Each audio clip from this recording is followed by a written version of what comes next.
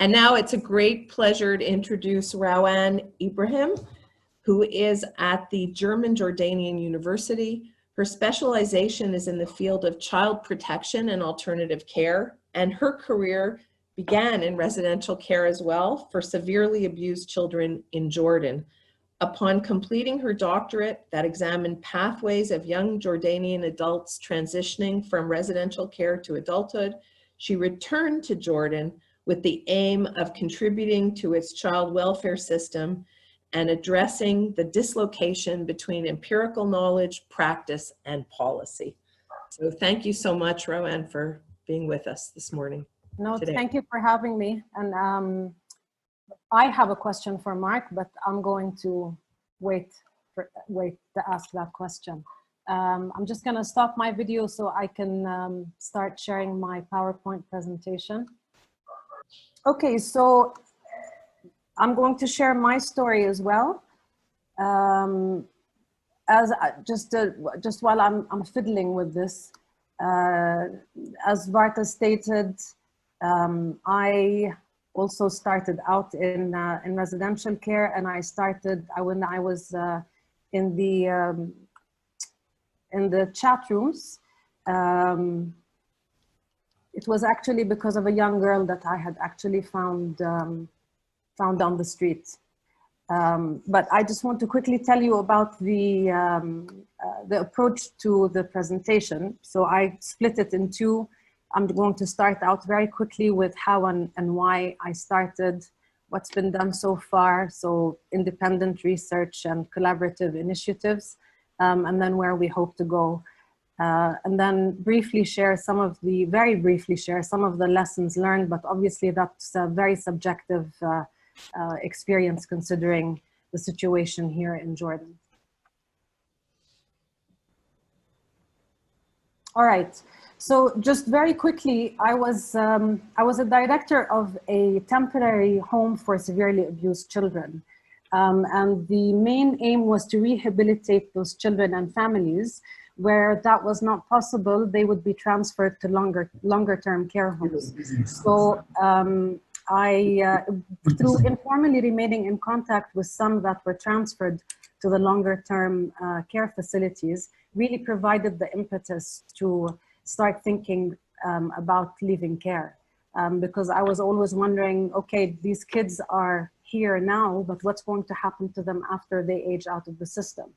And at that time, specifically, the socio-legal context entailed no minimum care standards, no post-care legislation, limited ad hoc formal supports, and no leaving care research. What the research that was available really focused on the negative circumstances of care homes, because residential care was, and unfortunately still remains to be, the predominant form of foster care. And that was also in Jordan and the Middle East area.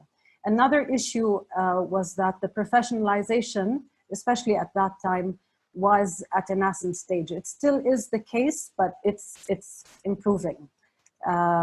So I really wanted to become more specialized in this area. I mean, just to give you an example, right now we are only 5 people with a PhD in social work. When I graduated in 2010, I was only the 3rd PhD holder, and until now, I'm the only one who focuses on child protection and alternative care. So it's a bit of a loner position. It would be a lot better if we had more voices, but that's the situation that we're in.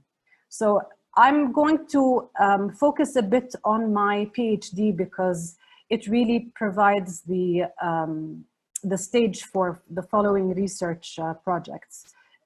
So again, because there was no information, there was no research on leaving care, the aim really was to gain an understanding of the experiences of young people making the transition from care to adulthood. And I gave you an idea already about the socio-legal context. So it was a qualitative and exploratory study with 42 participants. And just to give you an idea about their backgrounds, they spent an average of 14 years in care. That ranged from a minimum of 2 up to 21 years. 89% of them were admitted before the age of 10. But when I interviewed them, the range of time out of care was from 1 month to 10 years. And an important point that you'll understand why in the following slides is that 43% actually came from unknown or what I called concealed families. But generally, they were admitted due to taboo areas. They were either abandoned or they were institutionally removed from their parents because they were born to largely unwed mothers. So the main findings, I mean, what was really interesting is that, you know, and especially at that time, as Emily said at the beginning, is that the current literature and the literature at that time more specifically was really Western based. But still, despite the varying contexts, there were a lot of similar and shared experiences between Jordanian care leavers and peers in other countries, Western countries. So the findings did shed light on multiple structures that influence their trajectories, namely the care system and the socioeconomic context. They too had insecure and troubled transitions, and they struggled with important life domains. But what was also important is that they were often they had a stigmatized identity that increased an already high risk of marginalization. The main distinct finding was actually the cultural influence. The cultural influence was pervasive, and it was particularly the case for those from unknown families.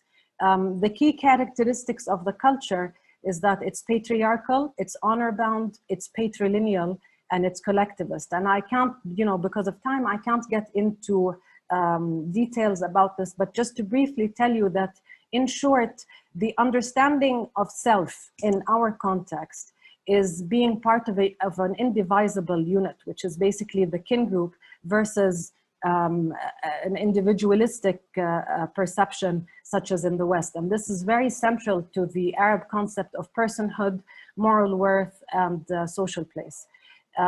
So this factor especially had some very significant implications on care leavers because they were forced to be individual in a collectivist society. Being part of a kin group really comes with privileges, if not seen as entitlements. But this institutional severing of all ties actually severs these privileges, and it severs these entitlements that actually are part and parcel with being part of a kin group and with family or tribal affiliation, ascribed power, access, and belonging.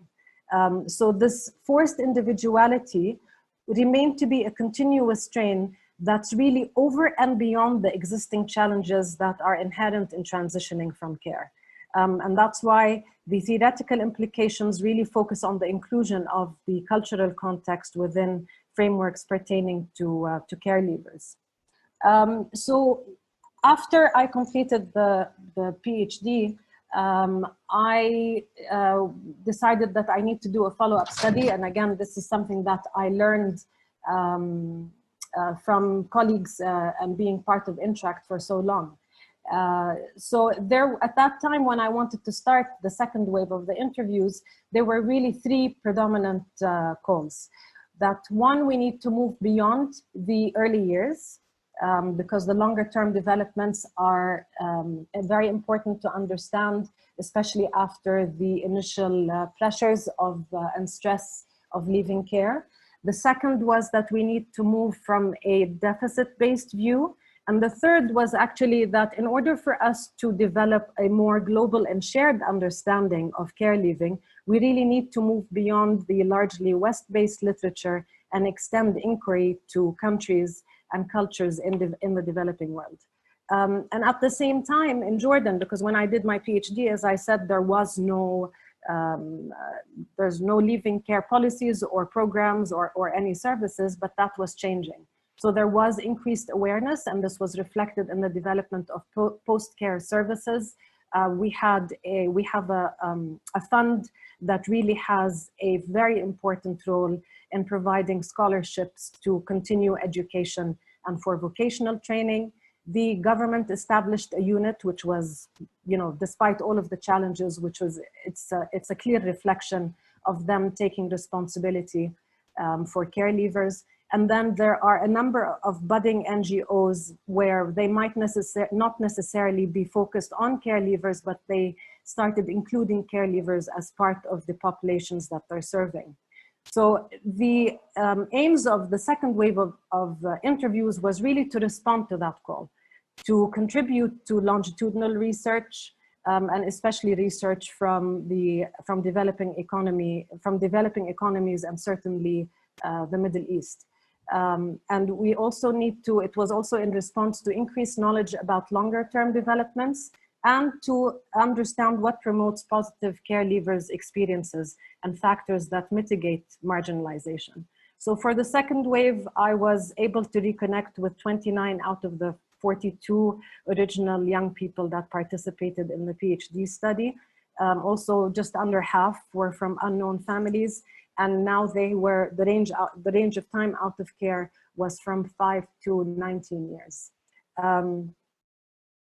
So some of the main findings, and I'm not going to get into a lot of details here, but as you can imagine, the combination of formal and informal supports really contributed to positive turning points and really was very influential in promoting resilience.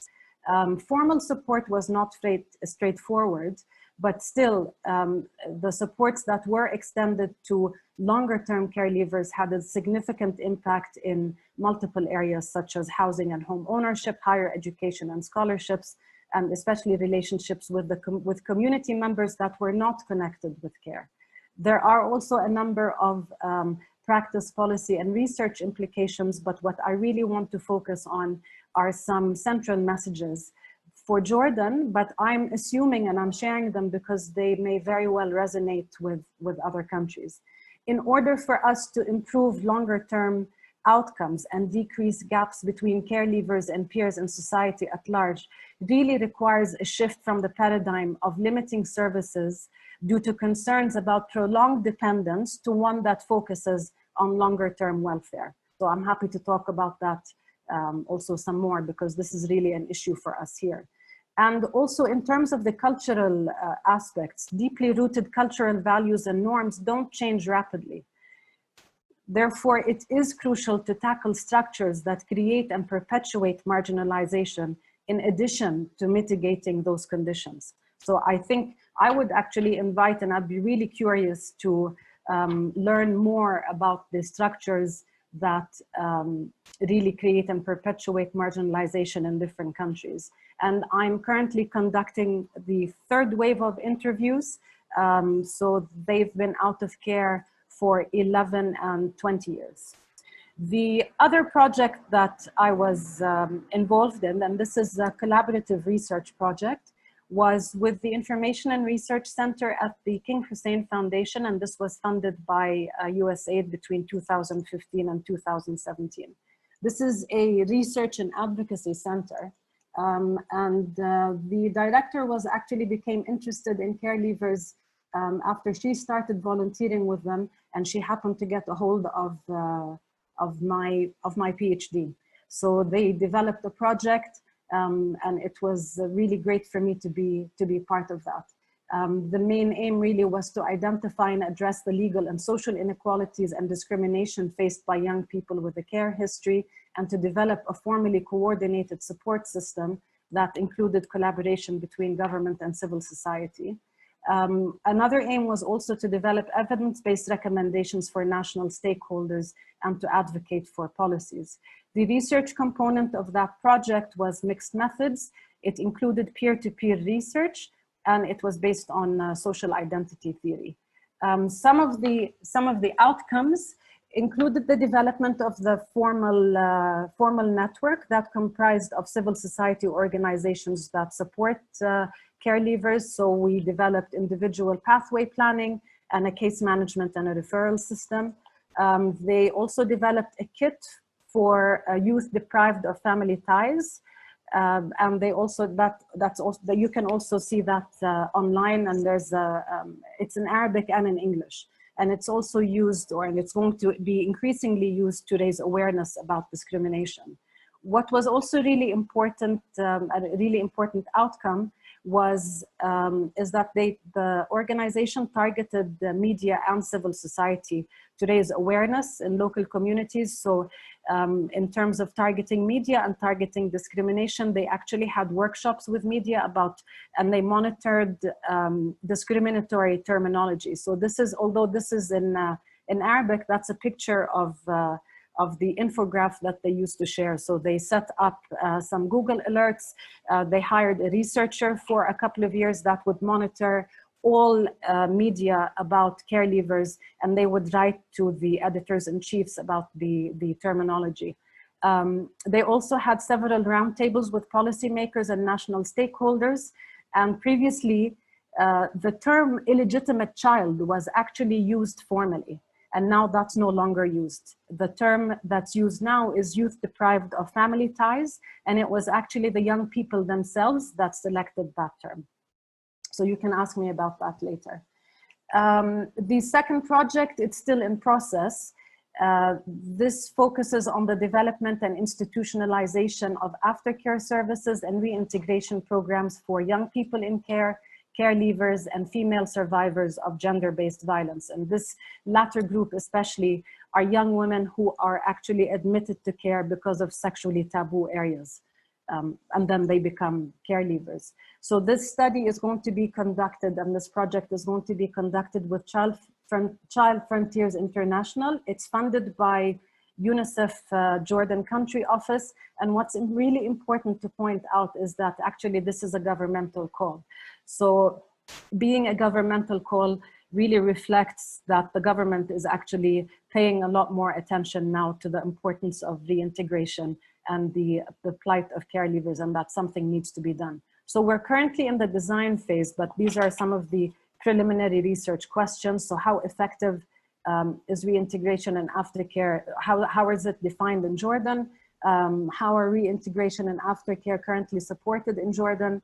And what are the support needs of women or young women, children, and young people for effective reintegration and aftercare? And this is the last slide really before I move on, because I'm worried about the time. So again, this is just based on my experience here within the Jordanian context. What's been my experience really, and what I found is that, I mean, especially when considering that I finished the PhD in 2010, and it's now when really the government is taking this more seriously. Obviously, increasing attentions of care leavers on political agendas is a long-term process, and that requires quite a bit of patience. Part of that is because the child welfare system in Jordan is really often scrutinized. So penetrating gatekeepers can be very challenging, but we have to keep on trying for the right time. So I'm delighted that Child Frontiers and UNICEF are working on this project now.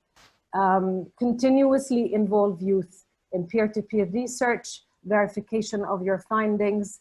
I mean, it's really important because even if change is slow, just by continuing to connect with the young people, what I have found is that they really appreciate it, because to them, by you remaining connected, it's really showing them that you're standing in solidarity with them. It's really important to build alliances, and it's really important to build alliances both locally and internationally. So for example, INTRAC. I joined INTRAC when I was a PhD student in 2006, and they have been extremely valuable because, again, I was the only one who was doing leaving care in Jordan, and practically pretty much, you know, one of the few people, even though it's really great to have some partners, although they are few, remain committed despite the challenges. So I may not have a mile-long research program like Mark Courtney's, all the power to you, Mark, but bite-sized contributions, they do build the foundation. So the time will come when you are able to make a much bigger impact. And really, for me, I fully believe that we really owe this to the young people, because the more information we know, the more we know having knowledge really is a responsibility. And to let go of that, to me is actually an ethical issue. That's a beautiful segue to the first question I was going to ask you, Rawan. One of our colleagues observed that, in fact, it sounds like you're the sole researcher in Jordan on care leaving. And so how do you manage to persevere and continue to pursue opportunities for research when you don't have, let's say, the benefit of PhD students or a community of researchers around you? I do it largely on my own. I don't get any funding for the second and third waves of interviews. So it's, you know, actually it's the young people themselves. I stay in contact with them. They reach out and they ask me, when's the next time we're going to sit and meet? And it's, for me, it's really like, it's a sense of duty. I need to carry on until I'm able to pass that torch to someone else. And I am trying to encourage some of the master's students to get into child protection issues. So I'm hoping that actually, you know, eventually they would become my colleagues, go off and do their PhDs and come back. Okay, fantastic. You mentioned the young people. Someone asked a question about how you organize peer-to-peer research and how you work with, I guess, facilitating young people's contributions to your work. I'm not sure I understand the question. Well, you mentioned in your slides that, yeah, and you just talked about the contributions of young people. Can you just talk more about how you access the young people, how you mobilize them, what their role is with you? Yeah, so basically, I mean, you access them mostly through other care leavers because they often know each other and they have their own community if you want to access care leavers. So you can start out by accessing them through the NGOs that actually work with them. And then you move on to snowballing because, again, they all know each other. And then they were provided with training on research. So they're briefed on the research, they're provided with training on research skills. Of course, they were involved in all of the stages of the research in the design and also in the verification. And that's really how it's done. But we do have to take into consideration some ethical issues that come with peer-to-peer research, any power dynamics especially. Okay, fantastic. Thank you. You talked a lot about culture in your presentation. Yes. And one participant asked about, is there a diversity of cultures in your context? But also, could you talk a little bit more about culture and its influence on care leaving? So, you know, of course, there's all cultures, I think, have diversity within them. But there are certain characteristics that really stand out for us. So how the implications of those characteristics, so even patriarchy can be manifested in different ways. So of course, when I'm talking about culture, I'm talking about how patriarchy is manifested here and how it affects the socio-legal system. And I'm assuming that whoever asked that question is probably asking a question mainly about young people or referring to young people from unknown families. Mm-hmm. So part of the honor-bound key characteristic really is that honor is defined in a particular way in our culture. It's through the generosity and good deeds of the family, because again, you are part of a kin group. What you do does not reflect on you. What you do, whether it's accomplishments or other negative issues, reflects on your family. So the honor is reflected, you know, when you behave in society, you have to behave in an honorable way, and the way that that's defined basically is good deeds, having a good record, and sexual purity is major. Sexual purity, of course, in theory for both males and females, but it's applied entirely differently for females, if hardly ever applied on males. But you know, that's part of the system, I think, worldwide, probably that's global. I don't want to overgeneralize, but I think you all know what I mean. So having a child out of marriage is nothing short of an absolute social catastrophe. Of course, but that's really considered to be dishonoring the family. And a lot of the women, they actually abandon the children. And that's, you know, so that's where the severing of the ties comes in. But then those children are actually seen as the height of immorality, and really highly stigmatized in practically all areas of their life. Okay, wow. So much to talk about. I guess I'm going to ask you the kind of capstone question I asked Mark, which is, given today's presentation and the large group we have with us today, what take-home message would you like to leave us with, Rawan?